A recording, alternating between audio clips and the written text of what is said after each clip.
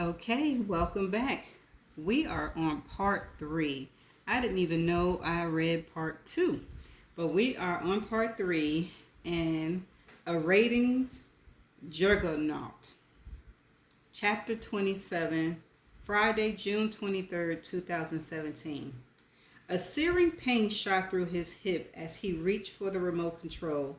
He turned up the volume and fumbled with his glasses before rightening them on his face and staring at the flat screen that hung on the wall. A reporter's face filled the television as she offered a tutorial on skull fractures. The scene flashed to a pathologist dressed in scrubs as she explained on a skull model what was happening to the cadaver. Here I go again, cadaver, as they struck the back of the head with an oar. It was a chilling and engrossing sight that brought Gus back to his past, vicariously reliving through the television the moments of his career when he spent time with medical examiners in the morgue.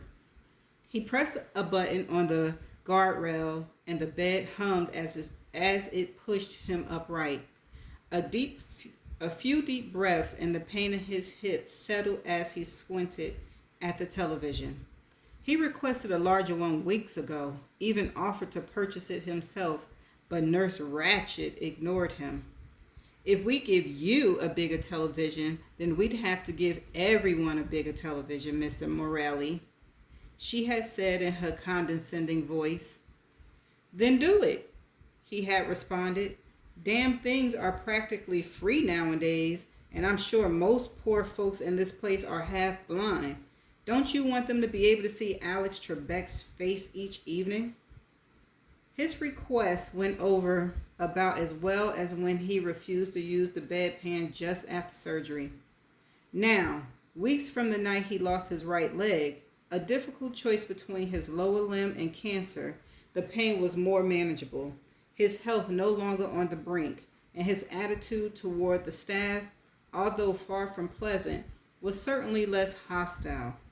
Except for Nurse Ratched. She was a cruel woman the day he met her and will continue to be counted as such until the day she died. What are you watching, Gus? The young physical therapist named Jason walked into the room in his purple scrubs. Out of every miserable person he encountered on this road to hell, Jason was a standout. Young and vibrant, he appeared to be, besides Ricky, the Friday night nurse, the only one in this godforsaken place who enjoyed his job. And evidenced by his muscular biceps and forearms, Gus guessed that Jason pushed himself as hard in the weight room as he pushed his patients in therapy sessions. Handsome and charismatic, he reminded Gus of himself decades ago before the job and life and cancer had turned him bitter to the world. Jason stood in stark contrast to the robots that strolled from room to room, jabbing needles and yanking catheters on their way to 5 o'clock. Gus Morelli has spent his fair share of time in prisons during his career, and these ladies will fit in just as well barking at inmates at the local penitentiary as they would screaming at the elderly patients here at Alcove Manor. Most patients were here to rehabilitate from some catastrophic disease that had placed them at death's door. Many, Gus determined as he snooped through the hallway in his wheelchair, would be better off if someone had answered. Some documentary, Gus said. Here, Jason said, let me help you. The young man pulled Gus forward in bed, rearranging the pillows behind his back so he sat more upright. Oh, Jesus, that feels better. Gotta keep pressure off the hip, Jason said. Lean left and your incisions will heal faster. He pulled bed sheets that had become tucked and trapped around Gus' legs and behind his back. Did you get into a wrestling match? I've been tossing and turning for an hour trying to get myself free. Just call the nurses. Gus smiled at him. That'll be like little Anne Frank calling the Nazis to help her out of the attic. Jason laughed. That's pretty cold. Funny, but cold. At least you appreciate my humor. My charisma has been lost on the rest of the staff. except the nice nurse that helped me Friday nights. Jason shrugged. I heard you call Ruth an icy bitch the other day. Not exactly the definition of charisma. Hell, I can't argue with you there. When I hear it like that coming from you, I feel like a piece of shit for having said it. They managed to bring out my ugly side. I'm really not such an asshole. You lost your leg, Jason said. You deserve to be a little bit of an asshole. Just pick your battles. Fighting with Ruth is pointless. I'm figuring that out. Have you seen this show? Jason turned to the television. Oh yeah, I'm hooked.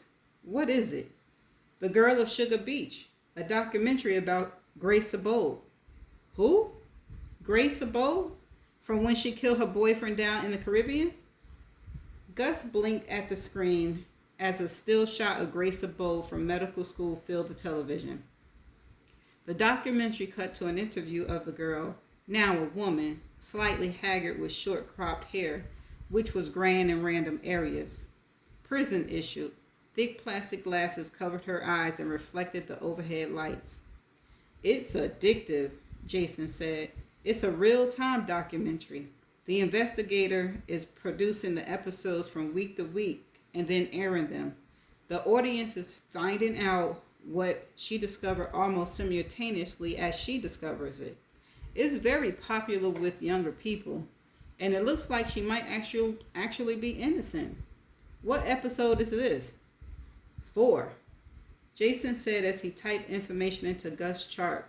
I'm trying not to pay attention. It's on every television in this place, mostly for the staff.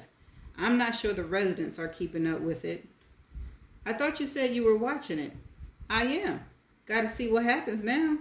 See if she did it or not. Gus pointed at the screen. You're missing it. Jason smiled. I'm DVRing it. Gus lifted his chin, squinted at the young man. Recording it? I'll watch it tonight, so don't tell me what's going on. How can I do that? Record it. You can't? No DVR in this place? How can I watch the first few episodes? Are they replaying them? Replaying? Like, yeah, a rerun. It's a primetime documentary, Gus. Not a I Dream of Jeannie. It's Jeannie. You snot-nosed teenager punk. I'm 30, but I'll take that as a compliment.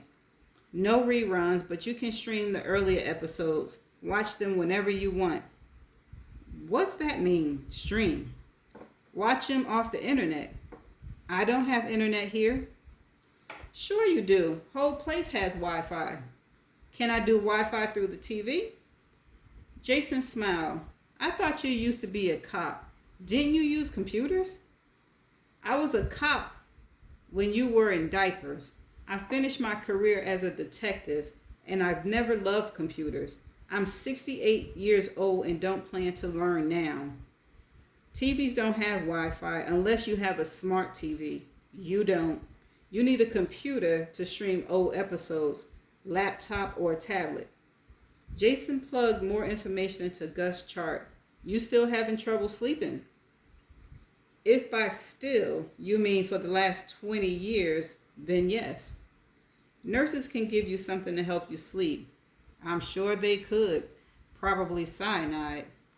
Gus looked back at the television. Say her name again? Grace Abold. Who was the guy she killed? Jason glanced at the screen where he saw Grace sitting in a St. Lucia's jail cell talking directly to the camera. Julian Chris, her boyfriend. You don't remember this story? I do. My mind is just slow from all the meds they're pumping through me. Gus cocked his head as he stared at the television, brought his eyebrows together so they looked like wings of a diving hawk. It was something he did often back in the day to get his mind into the right mode for thinking. It took him a while longer now to get his brain churning than it used to when he was working and sharp and on his game. Despite the delay, his mind finally made the connection. Looks like she's innocent though, the young man said. That's what's all over the internet. Everybody's talking about it. Tonight episode is supposed to feature a medical examiner who ran some experiments that blew the forensics straight out the water. People are starting to scream for her release. Son of a bitch, Gusper whispered to himself. Ooh, and that's the end of chapter 27. Who is Gus? We found out who Gus is. He's a detective. Now, what does he mean, son of a bitch, at the end of the chapter?